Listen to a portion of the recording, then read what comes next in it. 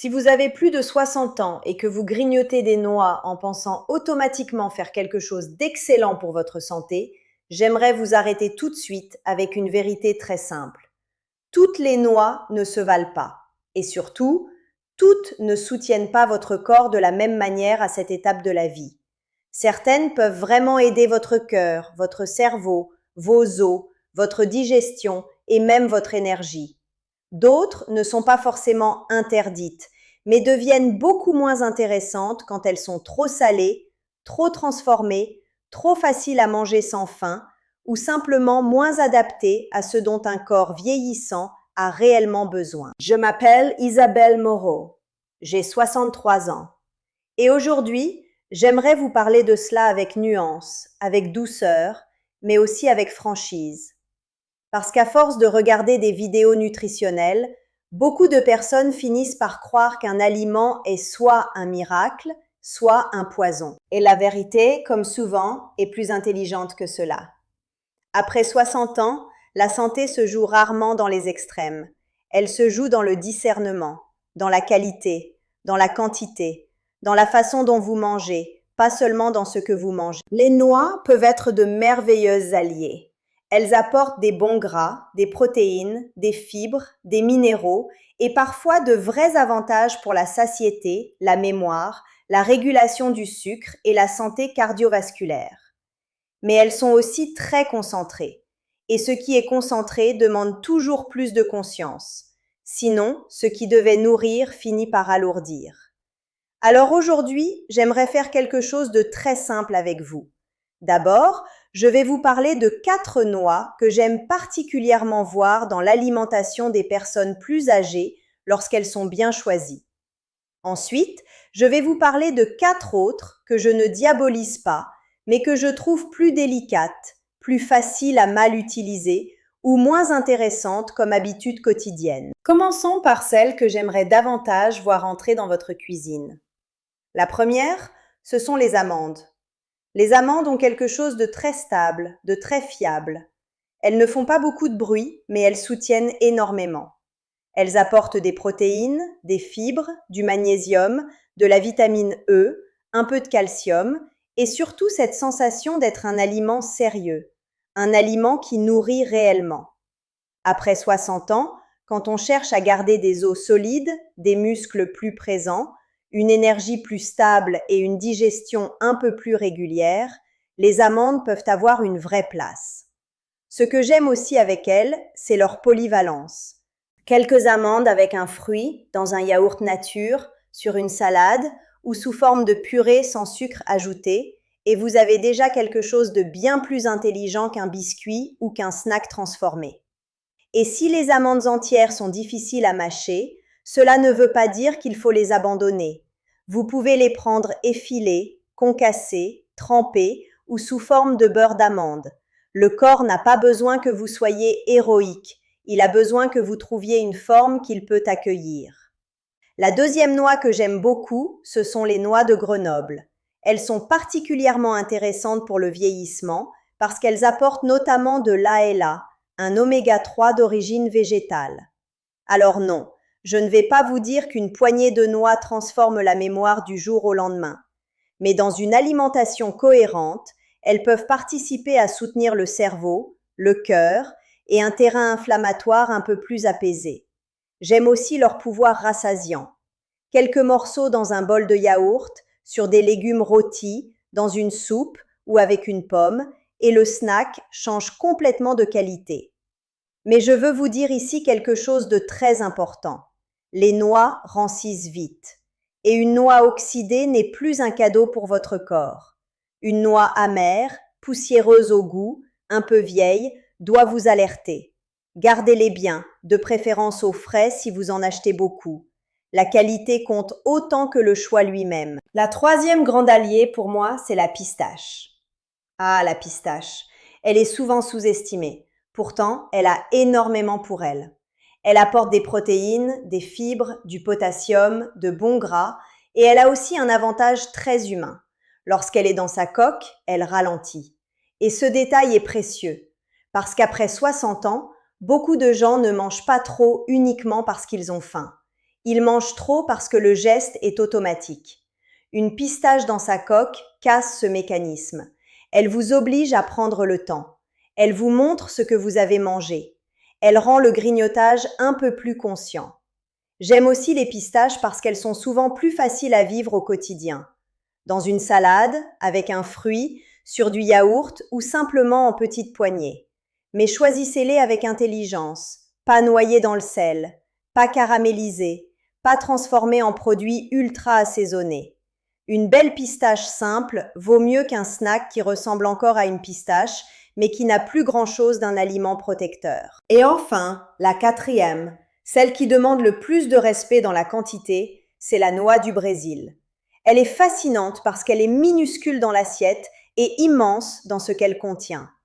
Elle apporte notamment du sélénium, un minéral utile à plusieurs fonctions importantes, notamment du côté thyroïdien et antioxydant.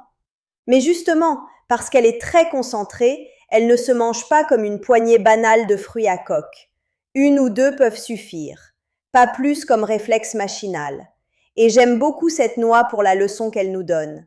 Ce n'est pas parce qu'un aliment est bon qu'il faut en manger beaucoup. Après 60 ans, cette sagesse-là change énormément de choses. Plus n'est pas mieux, mieux est mieux. Maintenant, parlons de celles que j'aimerais voir avec un peu plus de prudence. La première, ce sont les cacahuètes. Oui, je sais, sur le plan botanique, ce ne sont pas vraiment des noix. Mais dans la vie quotidienne, elles jouent ce rôle-là, alors parlons-en franchement. La cacahuète n'est pas le diable, je ne crois pas à cela. Mais elle est souvent mal servie, mal choisie et surtout mal accompagnée. On la retrouve dans des mélanges trop salés, des beurres de cacahuètes pleins de sucre, des snacks grillés dans des huiles médiocres, des produits ultra transformés. Et c'est là que le problème commence. Ce n'est pas tant la cacahuète nature occasionnelle qui m'inquiète, c'est le rôle qu'elle prend dans l'alimentation moderne.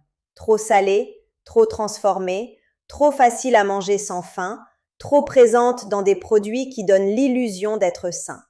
Donc non, je ne vous dirai pas de ne plus jamais y toucher. Je vous dirai simplement de ne pas la laisser devenir votre réflexe quotidien sans y penser. La deuxième, ce sont les noix de cajou. Elles sont douces, crémeuses, délicieuses. Et c'est précisément pour cela qu'elles sont piégeuses. Beaucoup de personnes les mangent comme on mange des bonbons salés. 1, puis 10, puis 20. Elles se laissent manger trop facilement. Et quand on vit avec une glycémie un peu fragile, une tendance au grignotage ou une alimentation déjà riche en produits transformés, les noix de cajou ne sont pas toujours la meilleure habitude du quotidien. Encore une fois, je ne les bannis pas. Mais si vous me demandez quelle noix je choisirais le plus volontiers chaque jour entre une cajou et une noix de Grenoble, je vais vers la noix. Parce que ce qui compte, ce n'est pas seulement le plaisir immédiat, c'est ce que l'habitude construit dans le temps. La troisième, ce sont les macadamias. Là aussi, nous sommes dans quelque chose de très gourmand, de très riche, de très séduisant. Mais justement, elles sont extrêmement denses, très grasses, très concentrées, très faciles à surconsommer si l'on n'y prend pas garde. Chez une personne qui mange déjà trop peu de légumes, trop peu de protéines, trop d'aliments concentrés, la macadamia n'est pas toujours ce qui vient rééquilibrer les choses. Elle ajoute souvent encore de la densité là où le corps demandait davantage de structure et de simplicité. Et puis, soyons honnêtes, elles ne sont pas toujours faciles à mâcher pour tout le monde. Quand les dents sont sensibles, quand il y a des couronnes, des prothèses ou simplement un confort buccal plus fragile, la noix la plus luxueuse n'est pas forcément la plus intelligente. Et enfin, la quatrième, celle que je regarderai avec le plus de distance, ce sont les pignons. Non pas parce qu'ils seraient mauvais pour tout le monde, mais parce qu'ils sont fragiles, rancissent vite et ne sont pas toujours le meilleur investissement nutritionnel si l'on cherche quelque chose de simple, stable, rassasiant et protecteur au quotidien. Dans un pesto de temps en temps, très bien. Comme grande habitude santé, honnêtement, il y a mieux. Mais maintenant, j'aimerais vous dire quelque chose qui compte peut-être encore plus que cette liste. Le vrai sujet n'est pas seulement quelle noix choisir. Le vrai sujet, c'est comment vous la mangez. Si vous prenez une petite poignée de noix nature avec un fruit, dans un vrai moment de faim, c'est une chose. Si vous mangez un grand bol de noix grillées, salées, sucrées ou épicées devant la télévision sans même vous en rendre compte, c'en est une autre. Le corps ne reçoit pas le même message. Après 600 ans, la relation à la portion devient cruciale. Les noix sont des aliments concentrés, pas des aliments à manger machinalement. Une petite poignée suffit souvent, parfois moins. Et si vous les associez à autre chose, un yaourt, un fruit, des crudités, un salade, un porridge, elles deviennent encore plus utiles parce qu'elles s'intègrent dans un ensemble au lieu de devenir un grignotage sans fond. J'aimerais aussi vous rappeler une autre chose essentielle. Le sel et les assaisonnements comptent énormément. Une noix nature ou légèrement grillée n'est pas la même chose qu'une noix enrobée, salée, fumée, sucrée, épicée à l'excès. Très souvent, les gens disent « les noix ne me réussissent pas ». Mais ce ne sont pas les noix qui leur posent problème, c'est tout ce qu'on a mis dessus. Et il faut aussi regarder votre terrain personnel. Si vous avez une fragilité rénale, certains apports doivent être individualisés. Si vous avez des difficultés de mastication, certaines formes vous conviendront mieux. Si vous avez tendance à trop manger dès qu'un aliment est très savoureux, il faut choisir les noix les moins addictives pour vous, pas les plus séduisantes. C'est cela, la vraie intelligence nutritionnelle après 60 ans. Ce n'est pas suivre une liste rigide sortie d'une vidéo. C'est apprendre à faire dialoguer l'aliment avec votre réalité. Alors si je devais vous donner une ligne simple, ce serait celle-ci. Appuyez-vous davantage sur les amandes, les noix de Grenoble, les pistaches et avec mesure les noix du Brésil. Regardez avec plus de prudence les cacahuètes transformées, les noix de cajou comme réflexe quotidien, les macadamias en grande quantité et les pignons quand ils deviennent une habitude plus qu'un plaisir occasionnel. Et surtout, gardez ceci en tête. Aucune noix ne vous sauvera seule. Aucune noix ne ruinera votre santé à elle seule non plus. Mais vos habitudes, elles, comptent. La répétition compte, la qualité compte, la quantité compte, et votre manière de manger compte peut-être plus que tout. Vous avez passé votre vie à entendre des règles compliquées sur l'alimentation. Aujourd'hui, j'aimerais vous en offrir une beaucoup plus simple. Choisissez des aliments vrais. Mangez-les dans de petites quantités conscientes. Préférez ce qui nourrit à ce qui excite. Et demandez-vous toujours, est-ce que cela soutient vraiment mon corps ou est-ce que cela nourrit seulement une habitude? Parce qu'après 60 ans, bien manger ne consiste pas à avoir peur. Cela consiste à devenir plus lucide, plus douce et plus sélective avec ce que l'on met dans sa main, dans son assiette et dans sa vie. L'âge n'est que le début. Et parfois, le début d'une meilleure énergie, d'un cœur mieux soutenu, d'un cerveau plus clair et d'une satiété plus stable commence par quelque chose d'aussi simple qu'une petite poignée de bonnes noix choisies avec intelligence.